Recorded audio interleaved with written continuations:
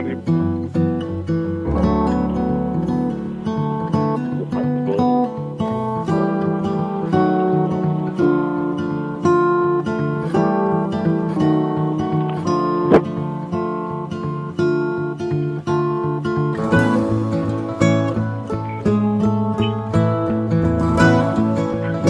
Well, that's...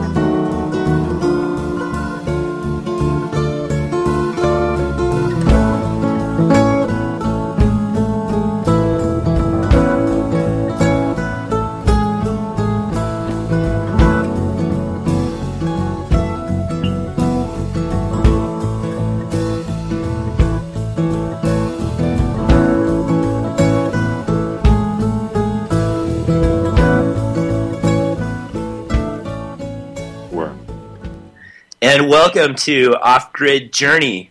I am your host, Drew Lamb, and today I am joined by my good friend, Rick Morey of Southern Oregon Greenhouse Supply out of Shady Cove, Oregon. I had a bit of an exciting morning. I got up, went to grab a cup of coffee, and then I took a peek out onto the patio to check the fish in my aquaponics system, and one of the tanks looked very low. It was about 75% full. I'm trying to sound optimistic. And I'm like, where did the water go?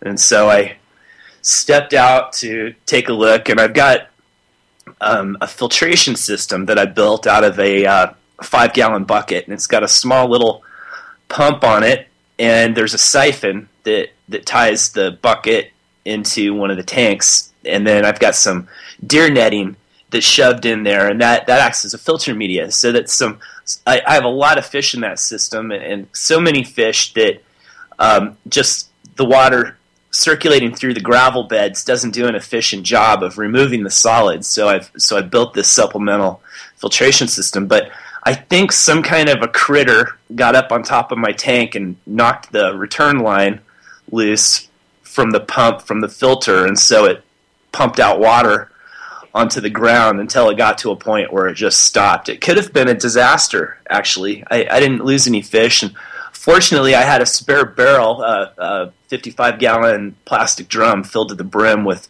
water that had warmed up and dechlorinated.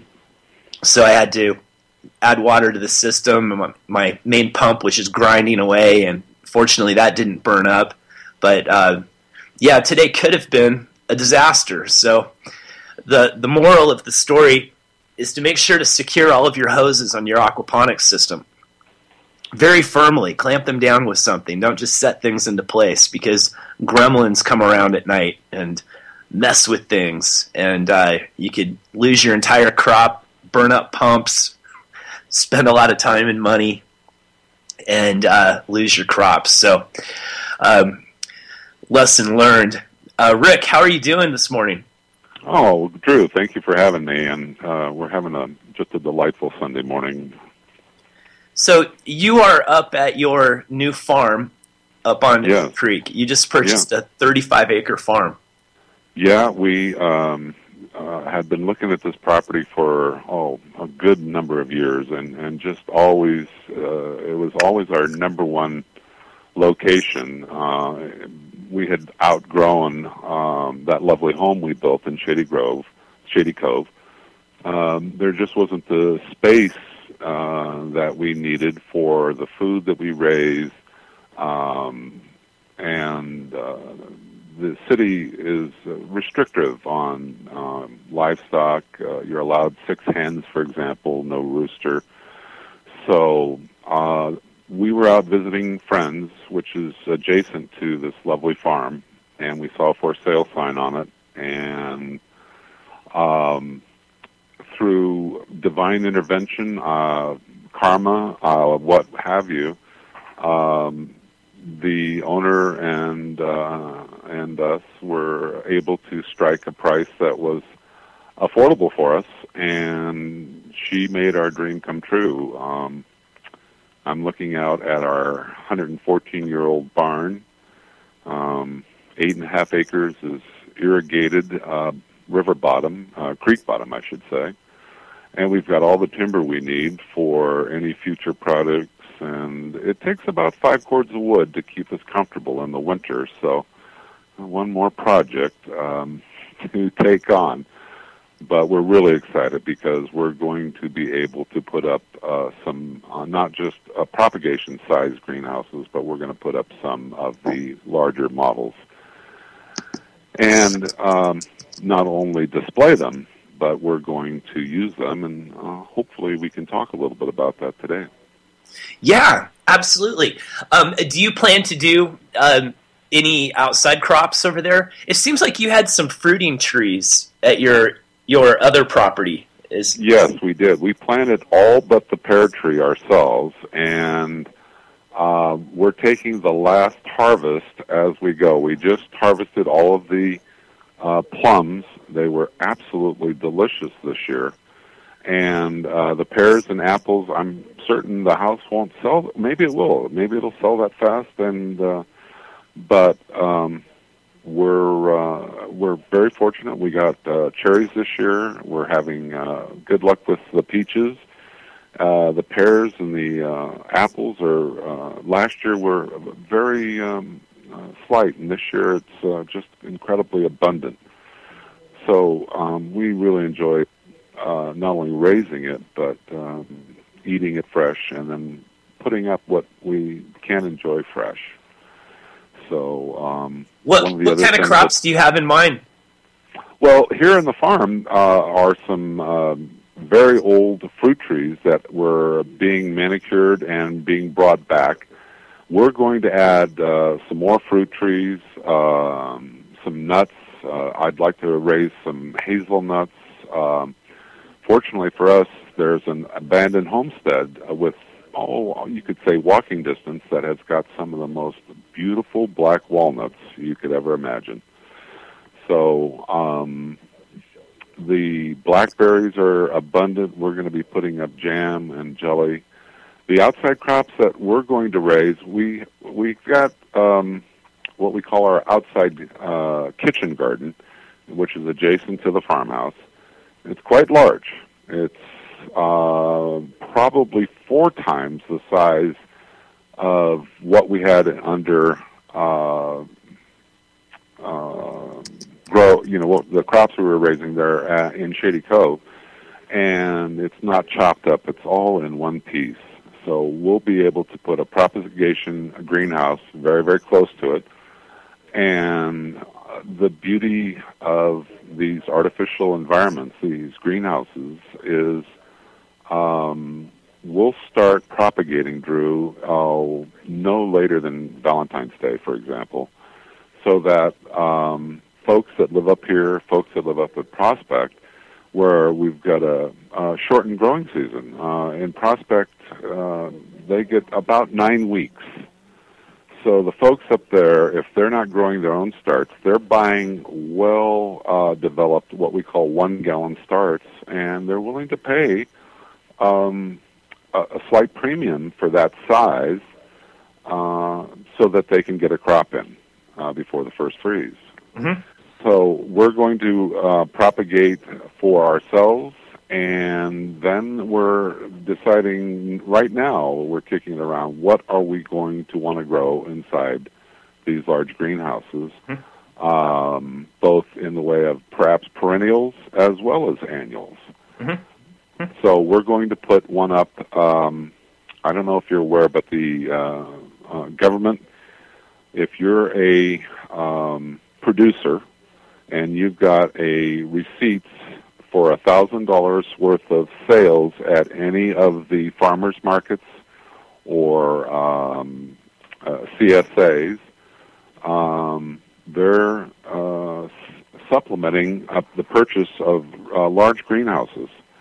They will put up all of the money for the greenhouse itself, and you or your contractor can install it. And the subsidy is paying for about a 30 by 72. Now, the drawback is that these have to be a little more environmentally sound, in that the government in our growing region here in Jackson County is not allowing any appliances. So there's no exhaust fans, there's no intake shutters. You have to naturally aspirate these by putting roll-up curtains along the sides. And they won't pay for anything but a really simple roll-up curtain. We've got everything from ones you can activate from your iPhone. Wow. And roll the curtains up and down if you want it to be that sophisticated. But we'll put one of those up to show the growers, okay, here's what the government is paying for. And what we hope to raise in there is mostly winter crops, things that just by having the curtains down and the greenhouse closed up and taking advantage of the solar gain, and not having to worry about hard freezes, all of your Brussels sprouts, cabbage, rutabaga, broccoli, onions, garlic, spinach, chard, they all do real well. The challenge is the soil here would need a lot of amending. It's been worked awful hard as pasture, and to get it to a state where you've got tilth would be a pretty big task. So because of the pocket gophers and the ground squirrels, all you have to do is add irrigation, and they're really come a-running. So we're going to go to the trouble and cost of raised beds, and we'll make them out of 2x12 and have to put gopher wire on their bottoms before they're filled with the growing medium of our design. So it's a little more initially in terms of capital outlay, but we've talked before, I believe, on how long it took Anna and I to amend the soil there in Shady Cove. We brought in 50 yards of, quote, topsoil. It was all sterile. We were told it was sterile. And we brought in 50 cubic yards of poo.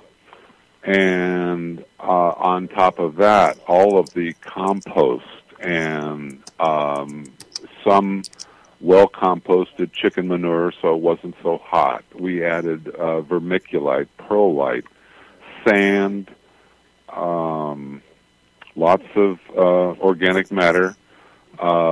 We would collect lawn clippings from people that didn't use any lawn product whatsoever other than the lawn mower. And that compost's really lovely, as you know. And it took a long time before the soil drained nicely and didn't pond. We started to notice that the carrots were getting longer and not the short, stubby ones that we were so famous for growing. Our radishes were getting sweeter. So it took us, I would say, easily 3, maybe 4 years of constantly working the soil while we were growing before I felt that we had what I call tilth, where you could stick your hand in our soil and come up with wigglers every time. And we know the value of soil. I sell soil, as you know, and in my lifetime, we've seen that phrase, dirt cheap, get turned right on its head, because good dirt isn't cheap anymore. Right, exactly. I think I spent, close to $800 on soil for the beds in my greenhouse that I bought from you. And I have the small version. I have the Applegate version, don't I? You do. That's the you do. Right. No, if you're, I know you're buying it even in bulk. You're still spending a lot of money. And I get a discount from Nathan over. I understand, but you need to go to Totes, and that's what I'm trying to steer Nathan to, is buying for growers like yourself. It's a little more bulky, these 2-yard totes, but you can order the soil of your choice. We'll mix it, or actually we have it custom mixed to whatever your design standards are, and we'll give you the test results and whatever pH you want. So if you're growing berries, for example, and you need really, really acidic soil, yeah, we can help you with that, so you're not having to irrigate with vinegar initially to drive the pH to where you get those wonderful berries that Oregon is so known for. Yeah, so this year, I stretched my soil as far as I could, and I'd add worm castings to it and water it with worm casting tea, and add supplements that I would get from Nathan, like that CalMag product, and there was some seaweed based products that I'd use too, and I supplement as much as I could. But then coming around about the third season in there, things started to seem to not be doing so well. So I'm like, well, I got to change that soil out. So I started shoveling, and I've been thinking that maybe I want to switch out to aquaponics in there, so I don't have to deal with media. I'm still on the fence with that because I do a lot of composting over at my farm with my worms, and I have a lot of material right now. I have a lot of worm castings, and I use peat moss for bedding for the worms, so it's really fluffy and nice, and I have a lot of material, and I could mix that up into soil, and replace my media in my beds in my greenhouse with the stuff that I've been producing. But it is an enormous amount of work, It isn't it? That's what 18-year-olds are for, I believe. At least that's what my father told me when I was 18.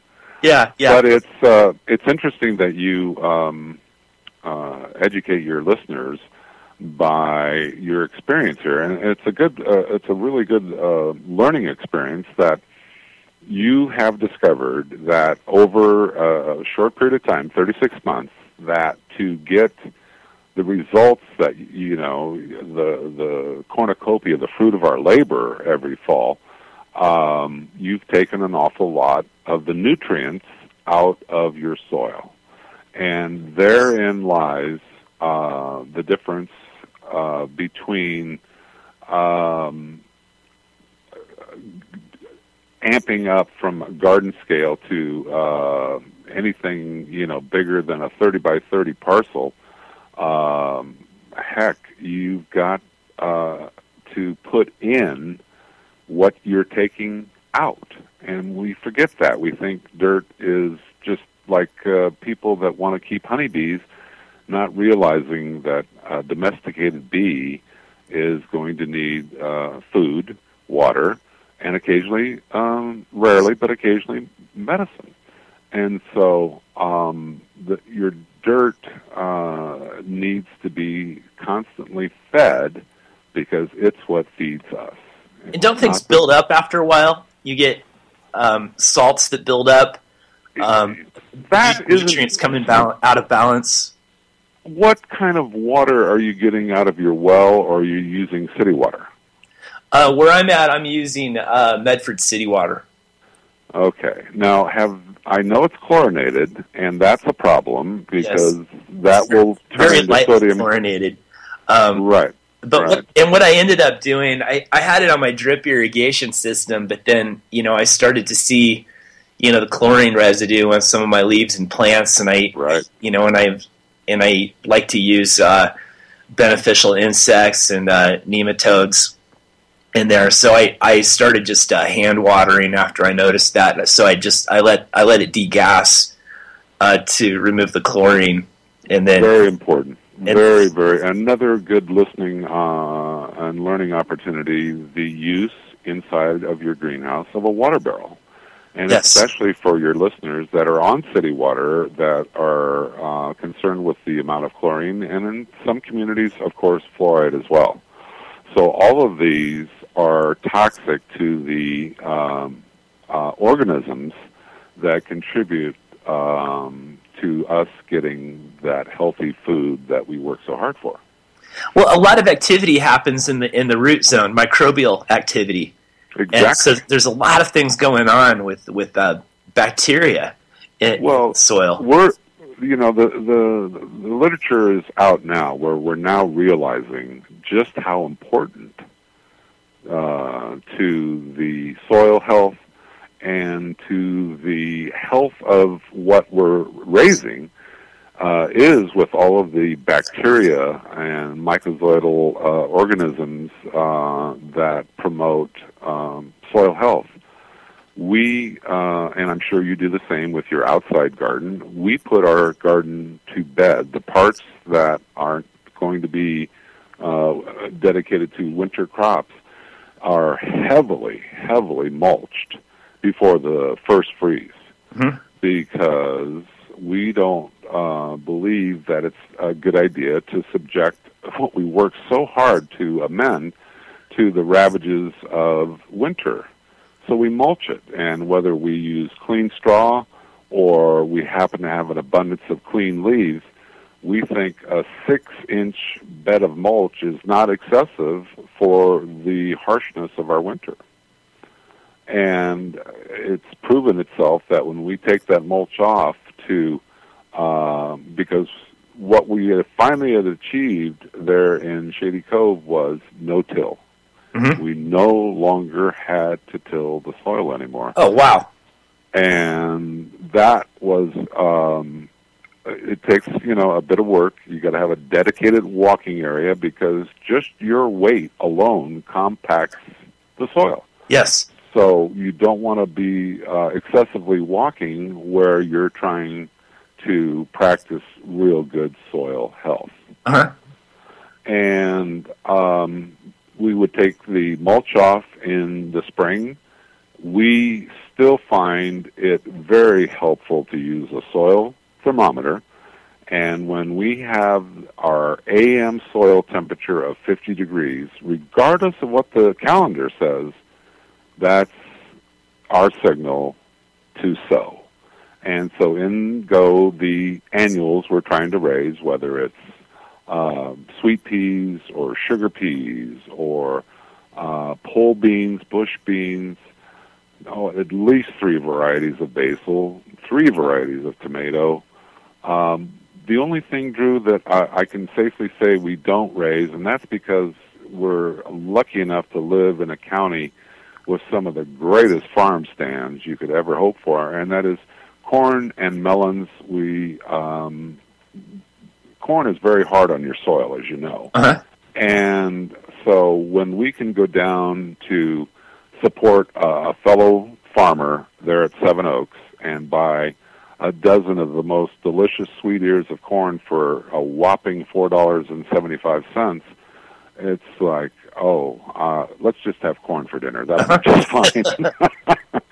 And so we don't feel like we're taking advantage of another farmer. It's just they're geared up to raise corn, and they do a darn good job of it, and they know how much they have to put back into the soil to get a good corn crop. It requires, because Seven Oaks' policy is no GMO, which we're certainly in favor of, and they know that they have to pour an awful lot of organic matter back into the soil because the corn takes a lot of it out.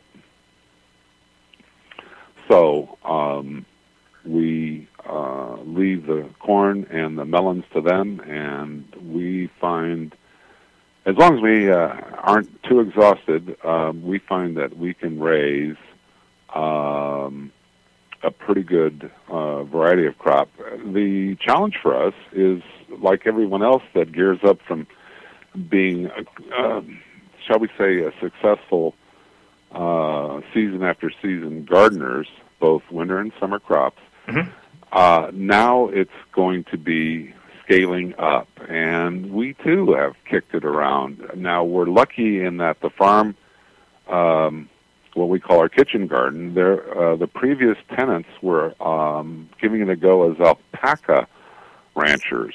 So it is full of alpaca poo. It couldn't have been any nicer as a great start. Isn't that the highest quality fertilizer that you could get? Well, I've heard really good things about it. Yes. The reason that is like most everything else, including our bodies, if you want to be a good steward of your body, put the best groceries you can afford into it. And your alpaca, your llama, perhaps, and your rabbit poo is chewed so well by these domesticated animals that the seeds can't germinate. Oh. So not only are these given very good quality feed, the quality of feed to people that are raising meat rabbits, for example, is extremely good quality. And for those that are still making a go of alpaca fur, or if they're the type that can wrangle them and take them on the backpacking circuit, there's every reason to be willing to part with fiat money to get some of this, because it is not hot like chicken manure. And we just had a little light bulb go off several years ago when we started to, every month we would fill the back of an F-150, I mean fill it, full of poo, and amend and amend and amend. And I had some nursery, 1 gallon nursery pots left over, empty. And we had more poo than we needed, so I put some in these nursery pots just to save it. So I'm out, like you, hand irrigating to be water miser, and I put some water into the nursery pot, and I see this brown tea come oozing out the bottom. And all of a sudden, we, in a matter of about 90 minutes, had these nursery pots all over the entire garden. And that year was an outstanding crop. It was just unbelievable. And it was, the proof was right there for us. We saw what, now compost tea is a little different. We limit that to 1 application per crop per season. But with the poo tea, we find, as long as we're not using chicken or horse or steer that hasn't been very, very well composted. And for us, well composted steer manure has got to be, or horse manure, has got to be at least 2 years. Otherwise, you're just importing every weed you can imagine. Right. So, yeah, we like it well composted, but we don't have that problem with the alpaca, the rabbit. So, Ann and I enjoy a rancher in the next watershed over who raises meat rabbits, and they're very lean. He's very meticulous, and not only do we buy the rabbits, but we go back and buy what comes out of the back of the rabbits as well, because he fills the feed sacks full of rabbit poo, and we happily give him $8 for every sack of rabbit poo, 40-pound sack, and it's a great deal. It's good for him, helps him with his feed costs, and there's, in our eyes, in terms of organic matter, that's just about the pinnacle there. So you've got all of the organic matter that is so important to the microorganisms that are necessary for the trace minerals that we need in our diet so that we don't get leaky gut and other digestive problems. We now know that you need these trace elements. Mm-hmm. For optimal health, you need these trace elements. And where do they come from? Well, ideally, they're coming from your soil. Mm-hmm. And so after doing this a goodly period of time, we've found that we're inadvertently becoming a bit of soil scientists ourselves. We have to, because like you, we recognize that to get this great act of faith starting every May, hoping that come September, there's something for all of that weeding and watering and defending against the critters that go, oh boy, the Morries have got a great lunch pasture out there. Yeah. We like you, that act of faith is rewarded with a great crop. And is there anything more rewarding than to come home and you're tired and I'm tired, and yet we can walk through our greenhouse or walk through our garden and pick our dinner? Now, to me, that time of the year is just golden. Absolutely. I agree. Harvesting just makes me very happy. It does, doesn't it? I really enjoy it. It doesn't matter how tired I am.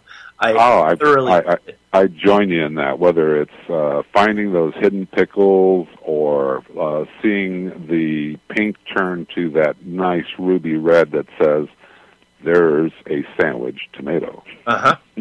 Yeah. And that's why I grow stuff. Yeah. Anybody so that loves food, and I know you do, we've had a chance to have a meal or two, as much as Ann and I, homegrown food, where I know what went in it, who handled it, how it was handled, to us is, like you, very, very rewarding. What do you think of the fermented compost teas? I was reading an article about it in Maximum Yield magazine. I think Spencer Bath authored an article about it. I've invited him to come on the show, but he hasn't had an opportunity to get back to me. But I've been doing some experiments with fermented compost teas with mixed results, and my brother Nathan over at Ladybug Indoor Gardens built a brewer that super oxygenates the compost tea while it's fermenting. Have you done anything with the fermented compost teas? No, I'm sorry, Drew. I have not traveled that path yet. I honestly, I don't know what the heck I'm doing yet. The theory is that you take a nylon bag or something, cheesecloth, or put some compost in there, make basically a big tea bag, and put it in a container with some water, and then you let it steep, and you put an air pump on there and oxygenate it, and you add some cane sugar or molasses, and then that gets your aerobic bacteria, gets those microbes going, the beneficial microbes that assist with the plants with nutrient uptake, and gets all that going, and then you want to use that tea within 1 or 2 days while the microbes are active. Interesting. You described how we make our poo and our compost tea. We have a 55-gallon food-grade drum and a being that we're beekeepers, we have these sieves for sifting the capping wax out of the honey, and they're ideal as a giant tea bag because it's got a drawstring across the top that allows you to put this inside of a bucket, and you pour the honey out of the extractor through this, and of course just the golden honey comes through and everything else is drained out. So we, for $8, you can buy these online or at any of the beekeeping supply houses, and it's just perfect as a giant tea bag. And it has a string, so we can put it through a stick and suspend it in the barrel, and that's how we brew our tea, Drew. Oh. Pardon the pun. Interesting. But I've never heard about this putting an aquarium pump and adding either molasses or cane sugar as a nutrient boost. Yeah, so that gets things going. It gets those microbes rolling. You also get some yeast going in there, too. I always like to work with whatever I have on hand, and I had obtained some food-grade IBC containers that I needed for... Those 275-gallon totes?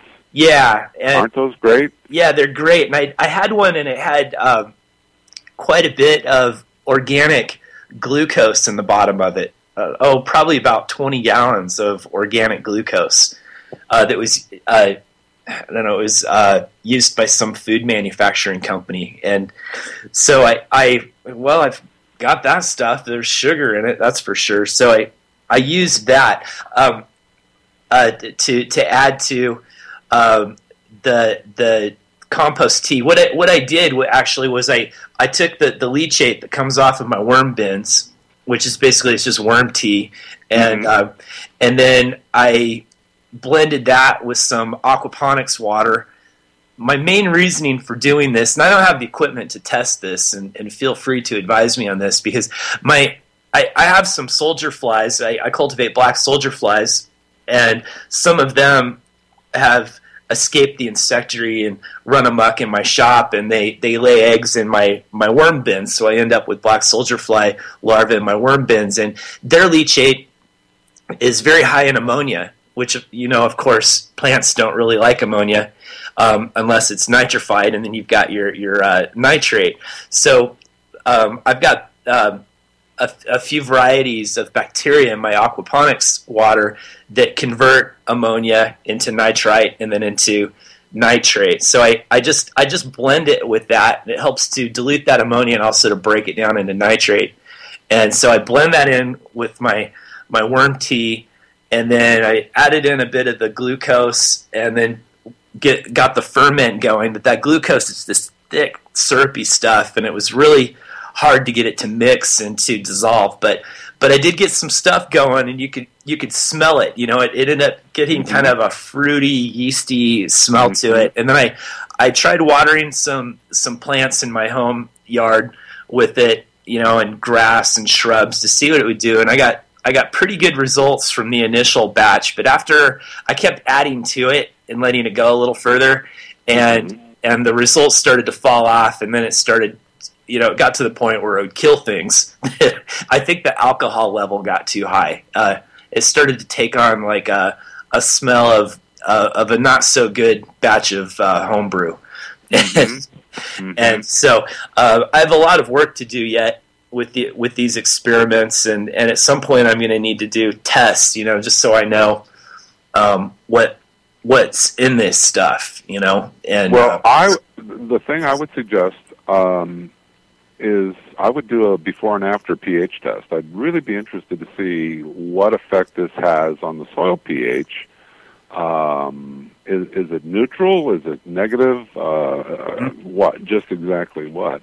Because, like you, I'm concerned with the nitrate or nitrites loads, because though soil does need salt, yes, but the problem that they're having down in the Central Valley when those poor folks do have water. Yes. They have a terrible problem with the artificial fertilizers adding tremendous salt loads to the soil, and they're toxifying the very soil that they're trying to build up.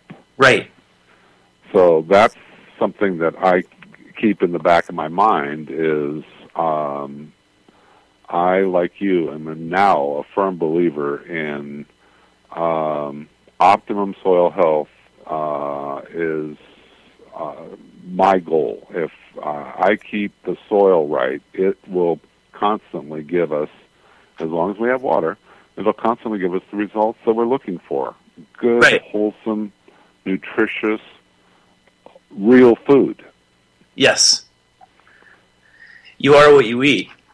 Now, some people would say that, well, why don't I just go with hydroponics so I don't have to mess around with all this soil and stuff. But then you're basically doing bottle ponics because you have to add something to that water, you know, and the nutrients that you add to that water are really expensive. That's true, especially if you're going to be concerned about where you source your nutrients. Now, your brother is really good about making sure that the nutrients that he supplies for his hydroponic customers are of the top quality and organic in nature. Mm-hmm. But there again, the drawback to hydroponics is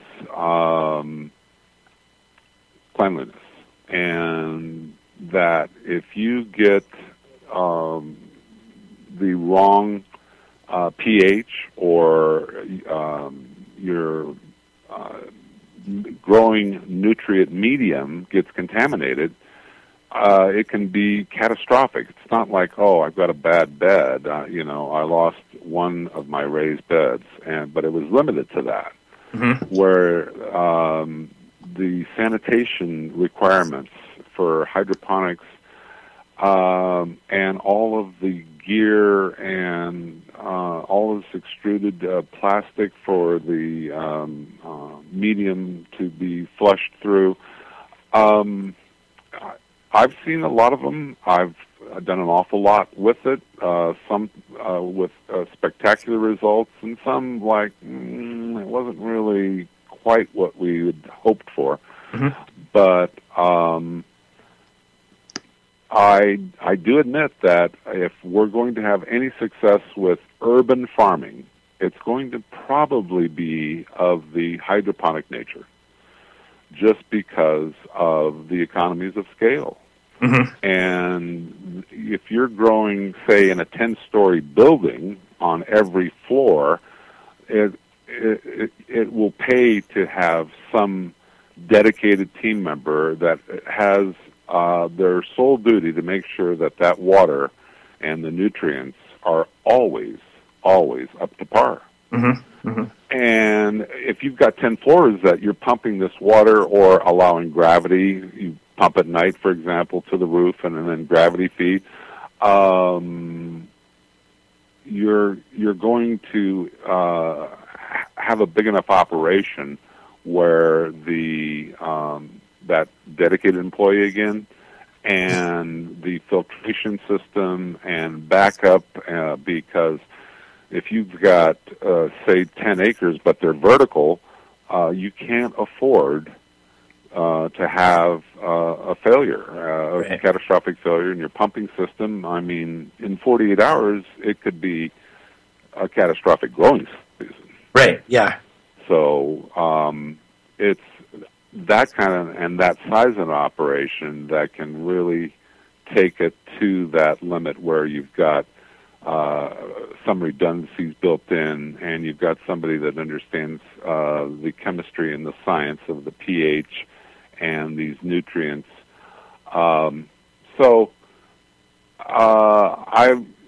You and I both have seen some very modest hydroponic beginnings, and you're practicing them at a fairly good level right now. I still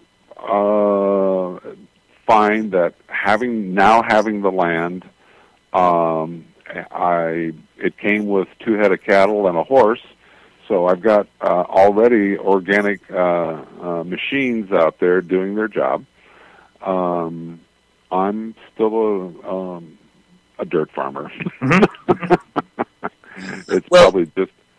even with my systems, I'm learning and evolving and adapting my techniques. Where I'm at right now is I've come to the realization that aquaponic farmers, especially when you get up to a scale where I'm at, you've got to get yourself out of what I call the aquaponic stone age and Correct. go into growing without media.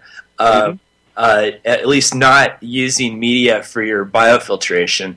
When you've got tons and tons of stone like I have, and you're using that for biofiltration, it gets pretty labor intensive when that system starts to get clogged up with roots and fish poo, and it starts to change how the water moves through the bed and affects the timing on the bell siphons, and really starts to cause some challenges. And another thing that I've noticed is that having all of that fish waste in the system increases the oxygen demand in the system, and your fish need oxygen. If they don't have enough, they're going to slow down their feeding, and if it gets low enough, they'll die.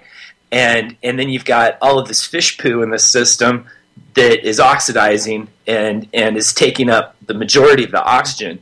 And so you can just be fighting this thing and trying to oxygenate, and your O2 levels are still low. And so, recently John Cross and I just built an outside filtration system that is collecting a huge portion of those solids outside of the aquaponics system itself. And so the upside of this that I didn't realize is that I'm getting a really nice concentration of fish emulsion that I've got about 35 gallons of it in buckets right now, which is a really good fertilizer. And for soil crops, and I know that my dahlias just love this stuff. I grow dahlias at home. Mm-hmm. And they just love this stuff. So this is just another byproduct of my operation. But I just, as I was pulling the sledge off the filters, I had this aha moment. I want to start packaging this emulsion that I'm getting out of the system. But beyond that, it changes how my system will be in the future. I'm not going to have these big, heavy gravel beds, that I'm depending upon for biofiltration. I'd much rather be doing deep water culture or NFT, and things like that. Or I don't know if you've seen this hybrid system that I've put together for growing microgreens using floating rafts that I'd use for deep water culture, and 10-20 trays and slabs of rock wool. I don't think I've shown you that. I'll have to show that to you and get your input on that. But I've developed a neat little product that I use to sell microgreens to restaurants. I've seen some of that, Drew, and my hat's off to you for being not only so innovative, but you've been just kind of a beacon to us. As you're so doggedly determined, and you keep at it. Because I've gone online and looked at some of the commercial that you can now buy off the shelf.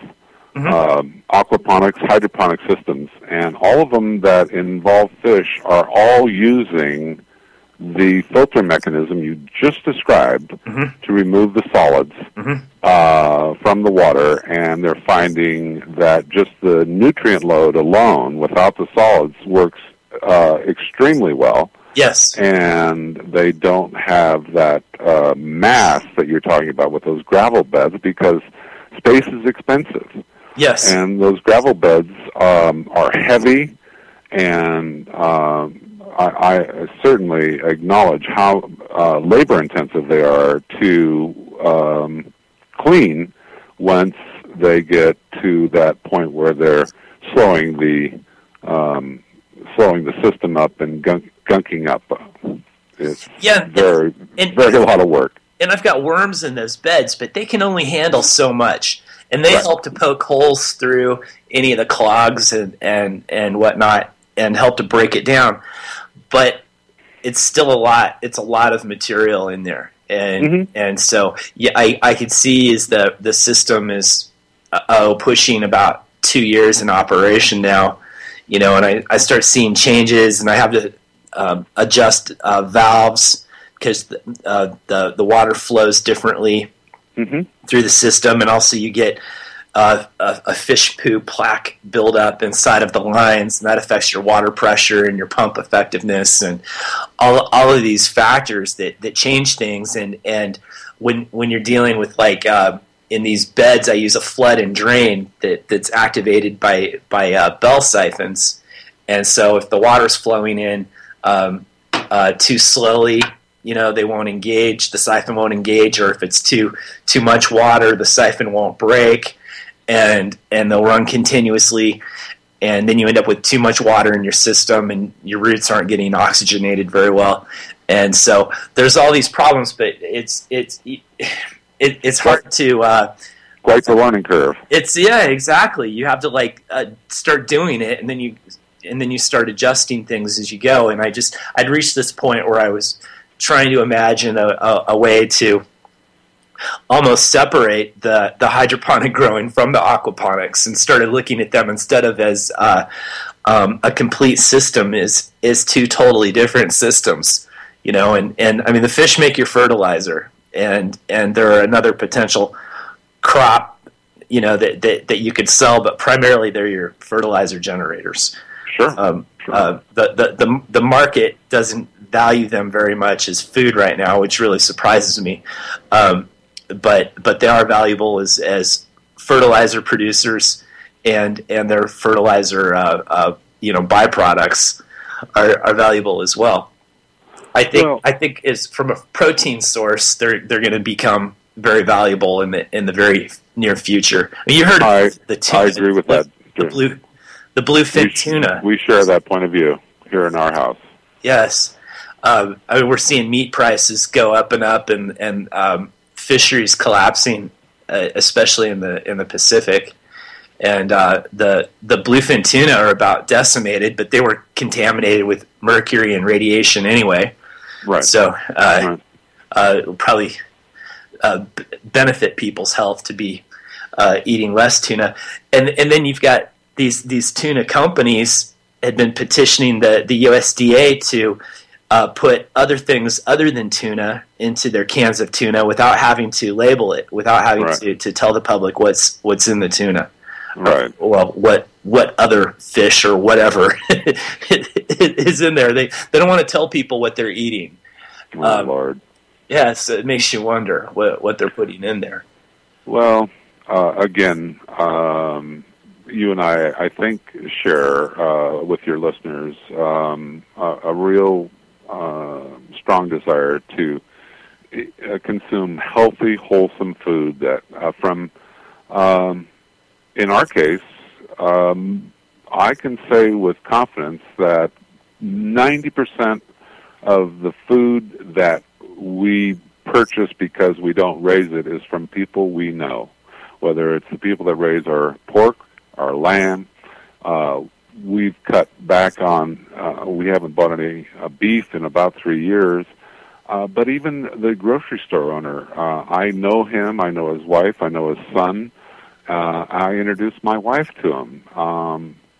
It's that, whether we're going to Seven Oaks and a fellow farmer, or sometimes we take the opportunity to avail of ourselves of the farmers markets, and we're really blessed to be living in an area where we can grow a heck of a variety of food here that doesn't have to be shipped a long distance and can be truly picked ripe and eaten when it was intended, rather than put it in to a locker and turn on the ethylene gas and the green tomatoes turn red, but they're flavorless. Yeah, they don't. Right, exactly. Yeah. So we, I guess you could say, we rediscovered how to eat seasonally, and what we don't eat fresh, we're going to either put up with as light a syrup or minimally handling, and whether it's pressure canned, water bath canned, frozen, dehydrated, we're still getting, we feel, the advantage of our garden, or the crops we raise, and that's our idea of food security. We know pretty much, except for the things that come to mind would be, I don't know where the coffee comes from, to tell you the truth. I don't know where the tea we drink is sourced from either, but we both drink iced tea by the gallons in the summer, and we enjoy a cup of coffee every morning. But other than that, we pretty much, can identify the ingredients in our food because we cook from scratch at every meal. It's part of the enjoyment of raising the food is knowing how to prepare it so you bring out its flavor. And sometimes it's no preparation at all other than just give it a little water, wash it, and just enjoy it raw. That's sometimes, the best. But my favorite harvest this week was I was returning to my shop from doing restaurant deliveries, and I looked over to the back of the property, and I realized that the blackberries growing along the fence line were perfect right now. And so I stopped what I was doing. I went and I grabbed a bag, and I harvested blackberries for half an hour, and then we had a dessert after dinner that night. It was fantastic. But that's, blackberries around here are considered a weed. We have those Himalayan blackberries that grow all over the place, and harvesting them can be a bit painful. You have to be careful because of the thorns. Oh yeah, but they're abundant and delicious. Yeah, and this farm, there's an old sign in one of the outbuildings that says Blackberry Farm. Now, I don't know how far back that's going, but we too have so many blackberries. And the other day I was out and I was picking plums, Santa Rosas, and they were at the peak. I mean, they're just about ready to fall off the tree. They're so ripe. And then I turn around and there's some fresh blackberries. So I just... Well, Rick, it looks like we're about out of time here, and I don't have a fade on my bumper, so it's just going to jump in here and cut us off. I've been lining up some great guests coming up in the near future, and I will be back next Sunday. Thank you for listening.